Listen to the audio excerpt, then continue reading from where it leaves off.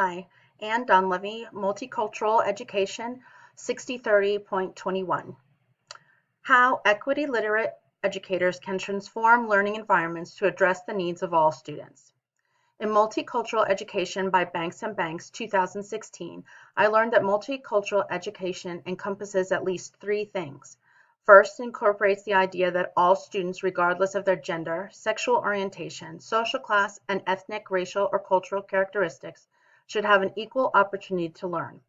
Second, it is a reform movement that is trying to make curricular changes, but also changes to the whole school environment so that all groups can have equal opportunities to learn. Lastly, multicultural education is a process whose ideals will never be fully realized, but educators must work continually towards. I also learned from Banks and Banks 2016, some teachers believe that multicultural education is something that not all teachers need to participate in because of the content they teach.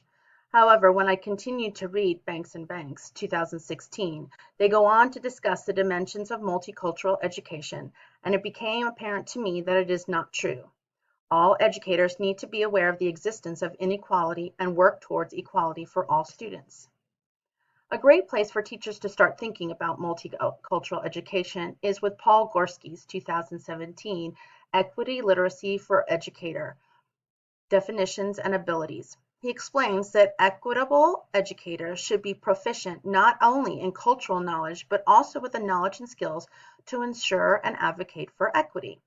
Gorski lists 4 abilities that are essential for educators.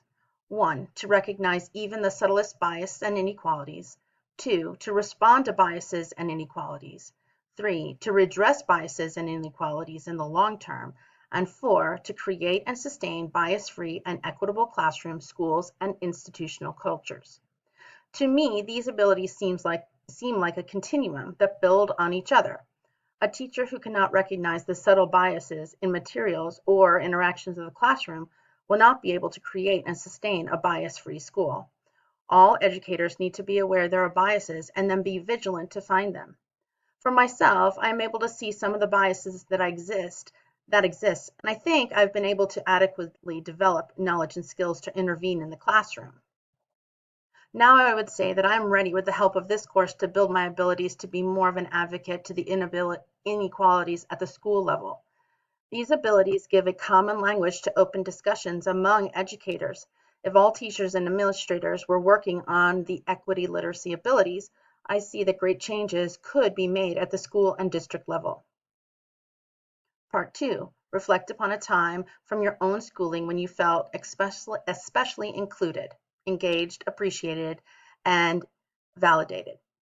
Explain why it is important for students to be validated and appreciated in the classroom through an equitable learning environment. As I think back to a time when I felt especially included, it would be in my senior English class. Dr. Dreyer was a quirky teacher who believed wholeheartedly that all students could write and write well. I grew up in New Jersey in the 80s, and at the time there was not writing tests to determine if I would graduate. I had taken care of those minimum basic skills when I was a freshman. But Dr. Dreyer wanted us to become confident writers to prepare us for life. All through school, I was not a good speller. I had an extensive vocabulary thanks to my father, but would choose words I knew how to spell instead when I was doing a writing assignment. Dr. Dreyer noticed this about me and proposed I use a small dictionary when I did my writing in class and as well as home. The dictionary was pocket-sized and basically listed the words. I didn't need to know the definition, just how to spell them. Of course, my written vocabulary expanded and my grades went up, all because Dr. Dreyer took the time to notice me and offer a way to support me. I continue to use that little dictionary for many, many years to come.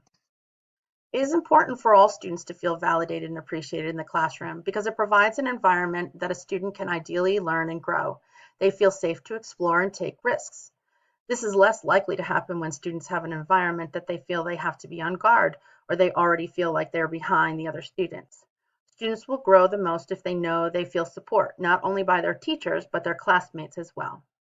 All students deserve to have educators who, as Gorski 2017 says, see beyond just the cultural competence or diversity awareness, but are striving to see the subtle ways in which access and opportunity are distributed unfairly, and then advocate for equality for all to create a bias-free and equitable classroom, school, and district.